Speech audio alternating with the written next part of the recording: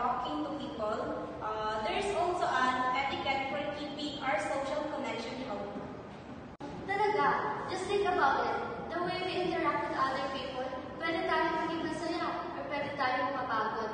Social health etiquette is about being careful about how our actions affect the people around us and helping our relationship becoming positive and supportive. So, where to even begin? What are some key areas where social health etiquette comes into play? I think one of the most basic things is really listening. It's not just waiting for your time to talk. It's about really understanding what the other person is saying, watching how they move and their impression, and showing that you are really interested. That's so true. We've all been in conversation where the other person seems more interested in their phone or formulating their next point than actually hearing us. I can feel pretty dismissive. Precisely.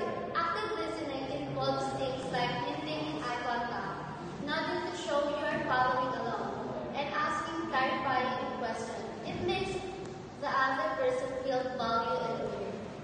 Another crucial area, especially in our digital age, is respecting boundaries. This applies both online and offline. Definitely online. This means being mindful of when and how we contact people. Are we sending messages at all hours? Are we oversharing personal information without considering the recipient's comfort level? Are we respecting their privacy settings? Offline, it's about respecting personal space, the time commitments, and emotional boundaries. Not pushing for information someone isn't ready to share, or monopolizing their time when they have other obligations. That brings us to how important it is to be maunawaan to understand others. We all come from different backgrounds and have different experiences in life. When we talk to people with empathy, it means we try to see things the way we see them, even if we don't totally agree with them. It's about recognizing that everyone is going through something, even if it's not immediately apparent.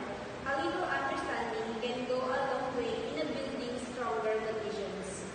Another key element of social health etiquette is thoughtful communication. This involves being mindful of our tone, our word choices, and how our message might be received. Talagang oo, it's so easy for hindi pagkakaunawaan to happen, especially when we're just texting because it's easy to misinterpret the tone. If we just take a moment to think about how our words might be received, it can stop a lot of unnecessary arguments. And it is not just about what we say, but also how we say it. Being respectful even when we disagree is crucial for maintaining healthy relationships. Constructive criticism, delivered with kindness, is far more effective than harsh or judgment language. On the one flip side, social health etiquette also involves knowing when to step back, sometimes for our own well-being and the well-being of others. It's important to recognize when a relationship is becoming unhealthy or draining. That's a really important point. Setting boundaries also means knowing when to limit contact or even end relationships that are consistently negative or harmful. It's not selfish, it's a form of self-care. And finally, I think a big part of social health etiquette is simplify practicing kindness and consideration.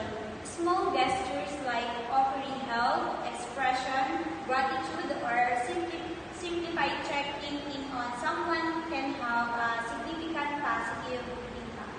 Absolutely. It's about fostering a culture of support and respect in our social circles. When we prioritize kindness, it creates a more positive and nurturing environment for everyone. So to recap, some key aspects of social health etiquette include active listening, respecting boundaries, practicing empathy, thoughtful communication, knowing when to step back, and simplify being kind and considerate.